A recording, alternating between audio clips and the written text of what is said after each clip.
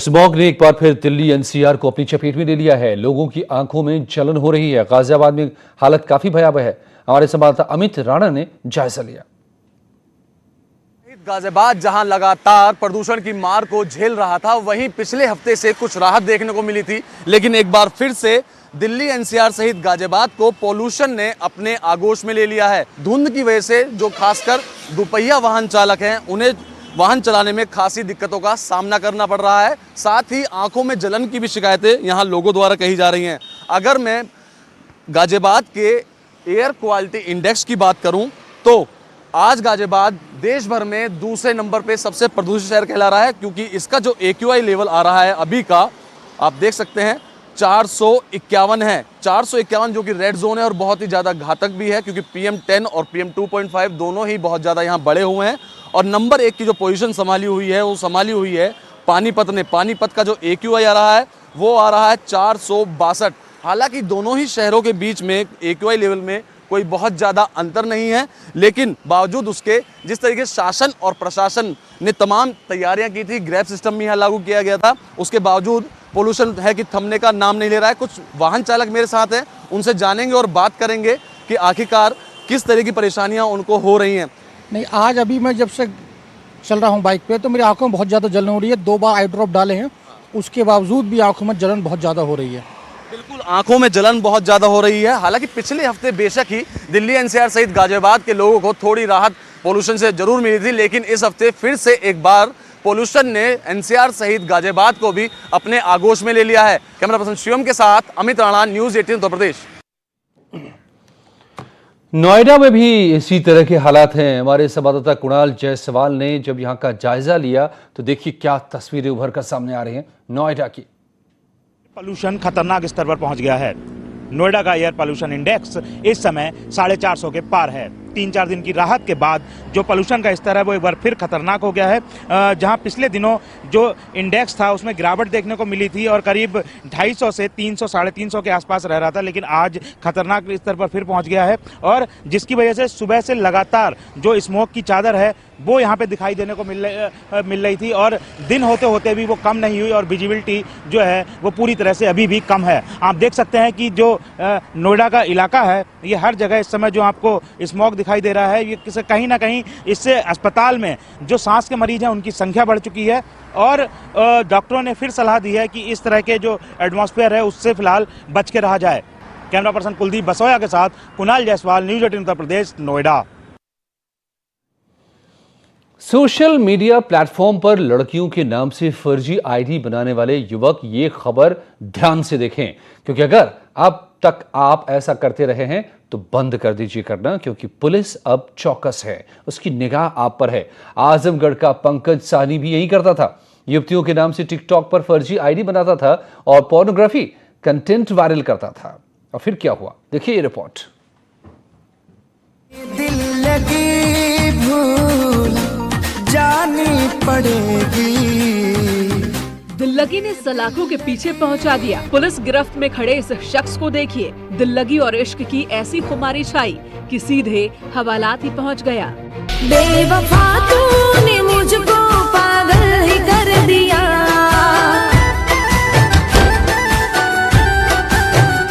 बेवफा तूने मुझको पागल ही कर दिया।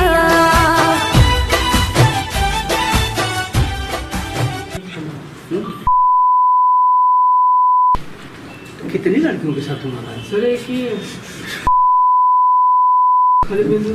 पुलिस गिरफ्त में खड़े इस युवक का नाम पंकज साहनी है और ये आजमगढ़ का रहने वाला है। इस पर आरोप है कि इसने टिकटॉक के जरिए लड़कियों की फोटो से छेड़छाड़ की। ये लड़का पंकज साहनी है, ये गिरफ्तार हुआ है। ये टिकटॉक पे लड़कियों के फोटो मार्फ करके और पोर्नोग्राफिक बना करके अश्लील तरीके से ये बनाता है, उसको पब्लिश करता है, इधर उधर भेजता है। इन 2 लड़कियों के साथ ही इसने ऐसा किया हुआ है। फिलहाल पुलिस ने आरोपी के खिलाफ IT एक्ट की धाराओं में मुकदमा दर्ज कर इसे जेल भेज दिया है। लेकिन पंकज ने ऐसा किया क्यों, ये भी सुनिए।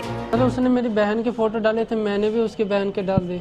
फिलहाल आजमगढ़ पुलिस ने इस आरोपी को तो पकड़ लिया, लेकिन ऐसे बहुत से युवक हैं जो लड़कियों के नाम से फर्जी आईडी बनाकर सोशल मीडिया प्लेटफॉर्म का मिसयूज कर रहे हैं। आजमगढ़ से अभिषेक उपाध्याय की रिपोर्ट, न्यूज़ 18। और यूपीपीसीएल पीएफ घोटाले की जांच में नई चौंकाने वाली जानकारियां सामने आ रही हैं।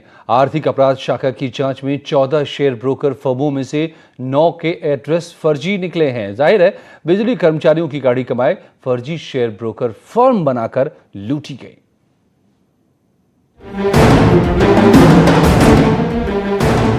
ईओडब्ल्यू की जांच जैसे जैसे आगे बढ़ रही है वैसे वैसे पीएफ घोटाले की परत दर परत खुल रही है। जांच में 14 शेयर ब्रोकर फर्मों में से 9 के एड्रेस फर्जी निकले हैं। मतलब साफ है कि बिजली कर्मचारियों की गाढ़ी कमाई फर्जी शेयर ब्रोकर फर्म बनाकर लूटी गई है। ईओडब्ल्यू की टीम शेयर ब्रोकर फर्मों और यूपीपीसीएल अधिकारियों से संबंधों की भी गहनता से जाँच कर रही है। वही घोटाले के आरोपी पीके गुप्ता के बेटे का अब तक कोई सुराग नहीं लग पाया है।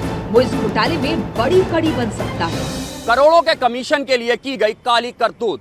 यूपीपीसीएल के डीएचएफएल पीएफ घोटाले में अब जांच के बाद तमाम चीजें सामने आ रही हैं। फर्जी शेयर ब्रोकर फर्म्स के माध्यम से लगाए गए थे गाढ़ी कमाई के सैकड़ों करोड़ रुपए। 14 शेयर ब्रोकर कंपनियों के माध्यम से यूपीपीसीएल के 45,000 कर्मचारियों के पीएफ के सैकड़ों करोड़ रुपए लगाए गए थे डीएचएफएल में।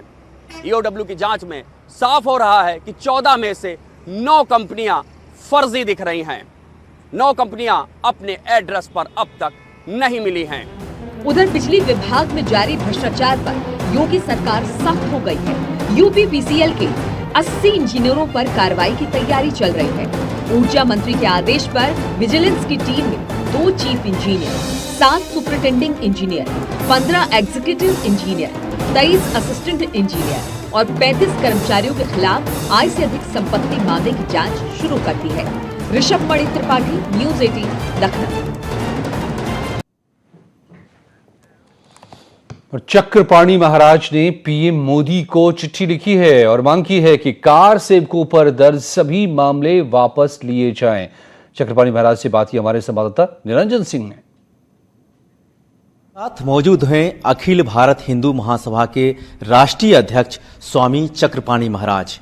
अयोध्या में हुए कार सेवकों पर मुकदमा को उन्होंने पत्र प्रधानमंत्री गृह मंत्री को लिखा है कि उनके मुकदमा वापस किया जाए। इसी संबंध में स्वामी चक्रपाणी जी महाराज से बात करेंगे। जिस प्रकार से अभी 9 तारीख को माननीय सर्वोच्च न्यायालय ने, जो देश की सर्वोच्च अदालत है, उन्होंने जिस प्रकार से एक सद्भावनापूर्ण आज निर्णय दिया, जिसको हिंदू मुस्लिम सभी वर्गों ने स्वीकार किया, हृदय से स्वीकार किया, आज वो देश की जीत हुई है। तो अब उसी कड़ी में हमने आज प्रधानमंत्री माननीय नरेंद्र मोदी जी, गृह मंत्री श्री अमित शाह जी और उत्तर प्रदेश के मुख्यमंत्री योगी जी को हमने पत्र भेजा है कि जो जिस प्रकार से 92 में और उसके बाद भी कार सेवा हुआ और कार सेवा में जो मुकदमे झेल रहे हैं जो वो हैं, तो उनके केस जो है वापस लिया जाए। और दूसरी मांग मैंने किया है कि जो लोग शहीद हो गए, उसमें किसी कारण से उनकी मृत्यु हो गई, तो उनकी एक शिलापट बनाई जाए और शिलापट पे वो नाम अंकित हो। जब अयोध्या में मंदिर बने तो वहाँ पे शिलापट उनकी लगाई जाए। और आइए अब बात करते हैं देव दीपावली की।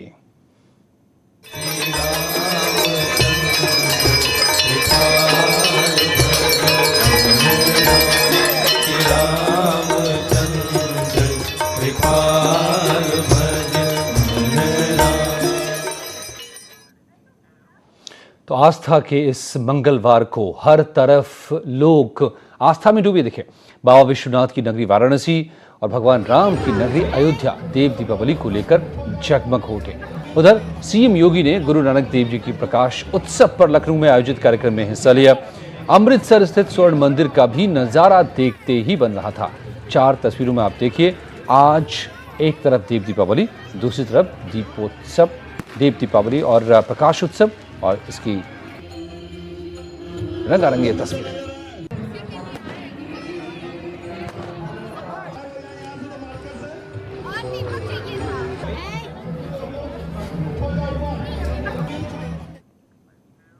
और अब देखिए वाराणसी की सबसे पहले तस्वीर देव दीपावली की, किस तरह से घाट सजे हुए हैं। आज के दिन देव दीपावली के मौके पर 80 घाट से लेकर दशाश्वमेध तक हर जगह झिलमिल दिए।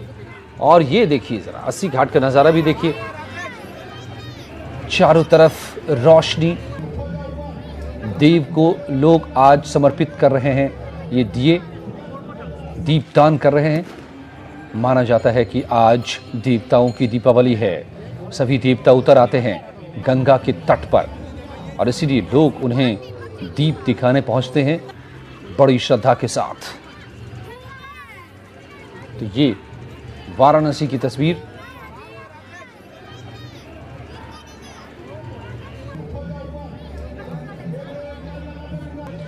दरअसल ये